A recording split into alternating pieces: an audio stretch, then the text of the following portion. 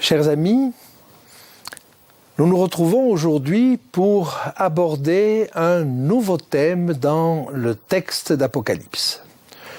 Jusqu'à présent, nous avons étudié les 7 églises, puis nous avons étudié les 7 sceaux, et nous abordons maintenant un 3e septénaire, les 7 trompettes. Alors la première chose que j'aimerais établir avec vous, c'est le lien entre les 7 trompettes et les 7 sceaux. Et si vous m'avez suivi dans l'explication des sceaux, vous vous êtes rendu compte que les 7 trompettes faisaient suite aux 7 sceaux. Et je vais vous rappeler quelques éléments qui nous permettent de le dire. Le premier élément, c'est le fait que quand les 144 000 ont été scellés, il avait été dit « Ne faites pas de mal à la terre, à la mer et aux arbres, jusqu'à ce que nous ayons marqué du sceau le front des serviteurs de notre Dieu. » Eh bien, c'est avec les premières et deuxièmes trompettes que du mal va être fait à la terre, à la mer et aux arbres. Par conséquent, on peut dire que les trompettes suivent les sceaux.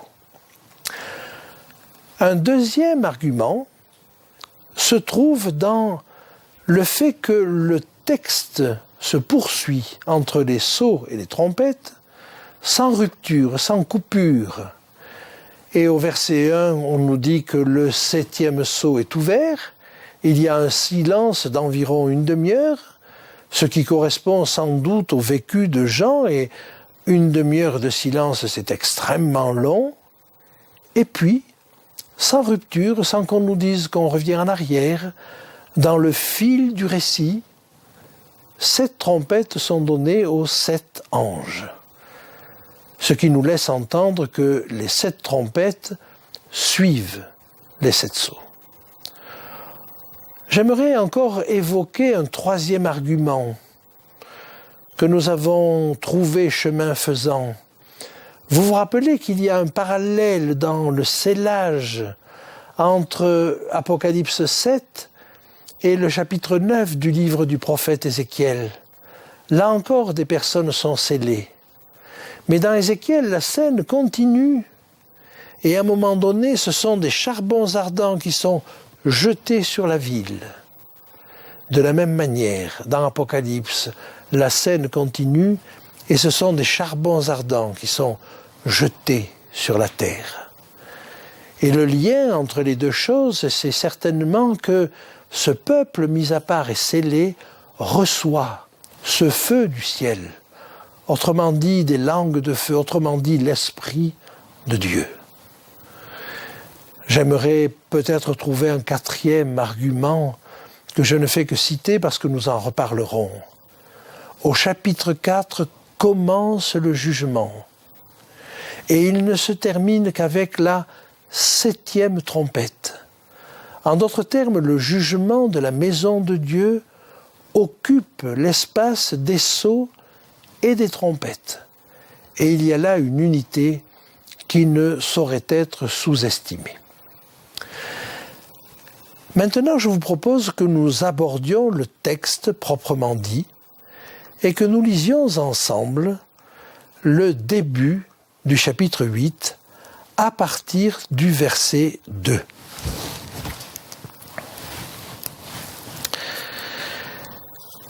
Et je vis les 7 anges qui se tiennent devant Dieu, et 7 trompettes leur furent données. Et un autre ange vint, et il se tint sur l'autel, ayant un encensoir d'or. On lui donna beaucoup de parfums, afin qu'il les offrît avec les prières de tous les saints sur l'autel d'or qui est devant le trône. Et la fumée des parfums monta, avec les prières des saints, de la main de l'ange devant Dieu. Et l'ange prit l'encensoir, le remplit du feu de l'autel et le jeta sur la terre. Et il y eut des voix, des tonnerres, des éclairs et un tremblement de terre. Et les 7 anges qui avaient les 7 trompettes se préparèrent à en sonner. Voilà donc ce que nous dit ce texte. Et dans l'organisation du texte, on peut déjà comprendre que 7 trompettes sont données à cet ange. On pourrait s'attendre à ce qu'ils en sonnent tout de suite, mais il n'en est rien. Et même au verset 6, ils se préparent à en sonner. Et ils n'en sonneront qu'à partir du verset 7. Vous voyez donc qu'il y a là, entre le verset 2 et le verset 7, une scène. Cette scène de l'ange qui offre des parfums, qui est incluse dans les trompettes. Nous sommes bien dans le cadre des trompettes, mais avant que ne sonnent les trompettes, alors on nous montre cette scène d'un ange qui offre des parfums. Eh bien, c'est le sens de cette scène que nous allons essayer de découvrir. Alors, relisons le verset 2. Et je vis les 7 anges qui se tiennent devant Dieu, et 7 trompettes leur furent données. Et un autre ange vint, et il se tint sur l'autel, ayant un encensoir d'or. Évidemment, la première question que l'on va se poser, c'est qui est cet ange ? Car enfin, offrir des parfums n'est pas quelque chose de banal. Alors un premier texte de l'Ancien Testament va nous aider. Le livre du prophète Amos au chapitre 9. On avait déjà lu dans ce chapitre le crible qu'allait subir le peuple de Dieu. Mais je vous invite à lire le verset 1er, le début du verset 1er. Amos, chapitre 9, verset 1. Et je vis le Seigneur qui se tenait sur l'autel. Dans les 2 cas, et à ma connaissance, ce sont les 2 seuls cas dans toute la Bible, celui qui offre des parfums se tient sur l'autel. Pourquoi ? Il y a là quelque chose de curieux. Alors, raisonnons d'abord sur celui qui offre le parfum. En Israël, dans la tente de la rencontre, le seul qui était habilité à offrir des parfums était le grand prêtre. Aaron, le frère de Moïse au début, mais ensuite celui qui devait lui succéder. Il y avait 2 services des parfums. Il y avait un service journalier. Alors dans ce service journalier, le grand prêtre offrait des parfums matin et soir. Il arrangeait les lampes du chandelier. Mais il y avait un service particulier qui se pratiquait 1 fois par an. Et ce service-là consistait pour le grand prêtre à faire un autel annexe. Alors pour cela, il prenait une cassolette, un encensoir si vous voulez, sur lequel avec des pincettes il mettait des charbons ardents qu'il prenait de dessus l'autel des parfums. Et au lieu d'offrir directement des parfums sur l'autel des parfums, il allait offrir des parfums sur cet encensoir. Il jetait donc 2 poignées de parfums odoriférants. Cela dégageait un fort nuage de fumée, mais également d'odeur. Et c'est entouré de ce nuage d'odeur qu'il rentrait. Cette seule fois, 1 seule fois par an, le jour du Yom Kippour, le jour des expiations, le jour du grand pardon, il rentrait dans le lieu très saint. personne d'autre n'y rentrait, et lui-même n'y rentrait qu'une fois par an. Car là, dans le lieu très saint, une lueur se manifestait entre les chérubins au-dessus de l'arche et indiquait la présence de Dieu. Il rentrait donc en la présence même de Dieu. Vous voyez donc l'importance de ce service annuel. Eh bien, il s'agit de ce service-là. Et ce qui me fait dire cela, c'est 2 ou 3 détails dans le texte. Le premier détail, c'est l'utilisation d'un encensoir. On n'utilisait pas d'encensoir les autres jours, mais ce jour-là, on utilisait un encensoir. Le deuxième élément, c'est qu'il offrait des parfums avec les prières de tous les saints. Or, ce jour-là, pendant qu'il offrait des parfums, le peuple était rassemblé autour du temple, autour de la tente de la rencontre. Et il priait intensément, à la fois pour que ses péchés soient pardonnés, mais il priait également pour que le souverain sacrificateur, le grand prêtre, qui allait entrer en présence de Dieu, ne soit pas terrassé par Dieu, mais qu'il puisse représenter dignement son peuple, car il les représentait tous à travers ce grand prêtre. C'était tout le peuple d'Israël qui se présentait devant Dieu. Vous comprenez à partir de là que le seul personnage qui puisse réaliser ce service, c'était le grand prêtre.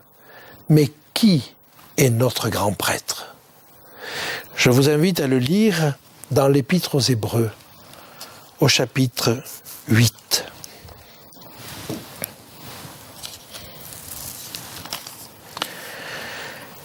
Et l'auteur de l'Épître aux Hébreux nous dit ceci. Le point capital de ce qui vient d'être dit, c'est que nous avons un tel souverain sacrificateur qui s'est assis à la droite du trône de la majesté divine dans les cieux, comme un ministre du sanctuaire et du véritable tabernacle qui a été dressé par le Seigneur et non par un homme. Tout sacrificateur, établi pour présenter des offrandes et des sacrifices, et où il était nécessaire que celui-ci ait aussi quelque chose à présenter. S'il était sur la terre, il ne serait pas même sacrificateur, puisque là sont ceux qui présentent des offrandes selon la loi, lesquels célèbrent un culte, image des ombres et ombre des choses célestes, selon que Moïse en fut divinement averti lorsqu'il allait construire le tabernacle. Et soin lui fut-il dit de faire tout d'après le modèle qui t'a été montré sur la montagne. Mais maintenant, il a obtenu un ministère d'autant supérieur qu'il est le médiateur d'une alliance plus excellente qui a été établie sur de meilleures promesses. Vous l'avez compris, notre souverain sacrificateur, c'est Jésus. Et cet ange qui offre du parfum sur l'autel des parfums n'est autre que Christ. Maintenant que nous avons établi cela, et que nous avons établi que c'est Dieu lui-même qui se tient là, vous avez aussi noté qu'il ne se tient pas à côté de l'autel, mais il se tient sur l'autel. En d'autres termes, il est celui qui offre du parfum, mais il est le parfum. Il est en bonne odeur à Dieu. Et ceci, c'est extraordinaire. Alors voyez, il est le sacrificateur, mais il est la victime, mais il est le parfum. Il est tout cela à la fois. Et l'image que Dieu avait présentée au peuple d'Israël n'était qu'une image pour essayer de faire comprendre ce qu'était l'œuvre de Jésus. Mais cette œuvre de Jésus a tellement de facettes, a tellement d'aspects, qu'il est difficile de les recouvrir tous. J'aimerais maintenant avancer un petit peu plus dans le texte et vous montrer d'autres aspects de ce texte. Alors, lisons la suite. Apocalypse 8.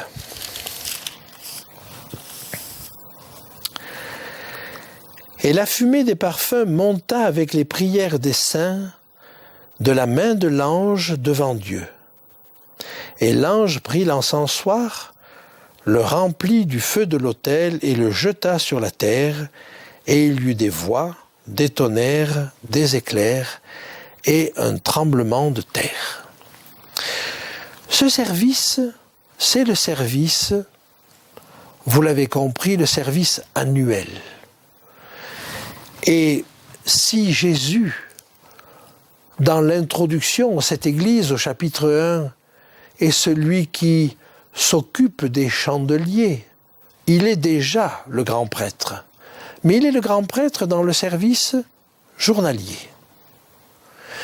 Dans l'introduction aux 7 sceaux, Jésus est aussi présent, mais il est l'agneau immolé. Il est la victime. Dans la 3e introduction, celle aux trompettes, il est de nouveau le grand prêtre, mais là dans le service annuel. C'est dire que tous les aspects du sanctuaire nous sont présentés. Et en conséquence,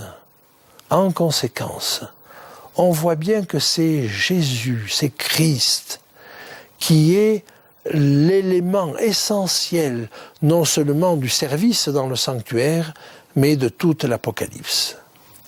Laissez-moi vous lire ce texte de l'Épître aux Éphésiens, qui nous montre que Jésus est le parfum lui-même. Éphésiens 5, à partir du verset 1er. « Devenez donc les imitateurs de Dieu, comme des enfants bien-aimés, et marchez dans la charité à l'exemple de Christ, qui nous a aimés, qui s'est livré lui-même à Dieu, pour nous, comme une offrande et un sacrifice de bonne odeur. » Voilà notre souverain sacrificateur, voilà l'ange qui officie. Maintenant, j'aimerais attirer votre attention sur un dernier aspect. Jésus est notre souverain sacrificateur. Certes, il officie là dans le cadre du service annuel, du service du jour du grand pardon. Mais il se passe là dans ce service quelque chose qui n'est pas du tout habituel. Le grand prêtre va prendre des charbons qui sont de dessus l'autel et il va mettre cela sur un encensoir, mais au lieu d'aller directement dans le lieu très saint, et peut-être y est-il déjà allé, il va prendre cet encensoir et il va jeter ce feu sur la terre. Comment comprendre cela? Alors nous l'avons vu, cela s'apparente à la pluie de l'esprit. Mais pour cela, j'aimerais vous montrer un texte qui se trouve dans le livre du prophète Ésaïe. Lisons ceci. Ésaïe au chapitre 6. L'année de la mort du roi Osias, je vis le Seigneur assis sur un trône très élevé. Et les pans de sa robe remplissaient le temple. Des séraphins se tenaient au-dessus de lui. Ils avaient chacun 6 ailes, 2 dont ils se couvraient la face, 2 dont ils se couvraient les pieds, et 2 dont ils se servaient pour voler. Ils criaient l'un à l'autre et disaient « Saint, Saint, Saint est l'Éternel des armées. Toute la terre est pleine de sa gloire. » Les portes furent ébranlées dans leurs fondements par la voix qui retentissait et la maison se remplit de fumée. Alors je dis « Malheur à moi, je suis perdu, car je suis un homme dont les lèvres sont impures. J'habite au milieu d'un peuple dont les lèvres sont impures, et mes yeux ont vu le roi, l'Éternel des armées. » Mais l'un des séraphins vola vers moi, tenant à la main une pierre ardente qu'il avait prise sur l'autel avec des pincettes, et il en toucha ma bouche et dit, « Ceci a touché tes lèvres, ton iniquité est enlevée et ton péché est expié. » Tel est le service qui nous est proposé ici. Alors que Ésaïe, le prophète Ésaïe, reconnaît son indignité, son incapacité à servir Dieu, Dieu va le sanctifier. Et il va prendre des charbons ardents de dessus l'autel. Et il va les jeter, mais non pas les jeter pour le détruire. Il va les prendre et les mettre sur les lèvres d'Ésaïe. Il va oindre ses lèvres de feu. Il va le mettre à part. Et c'est cela qui se passe. Mais vous comprenez vis-à-vis de qui? Si ça a été vrai pour Ésaïe, ces charbons ardents jetés sur la terre ne sont-ils pas destinés aux 144 000 ou à la grande foule? En réalité, ils reçoivent l'Esprit. Mais la suite du texte d'Ésaïe nous dit pourquoi. J'entendis la voix du Seigneur disant, « Qui enverrai-je et qui marchera pour nous ?» Je répondis, « Me voici, envoie-moi. » Si les 144 000 reçoivent ce feu de l'autel des parfums, c'est qu'ils reçoivent une mission. Comme Ésaïe, ils reçoivent cette mission et ils disent, « Seigneur, envoie-moi. » Alors, la réflexion est simple. Voulons-nous être de ces personnes qui disent, parce qu'ils ont reçu le feu du Seigneur, « Me voici, envoie-moi.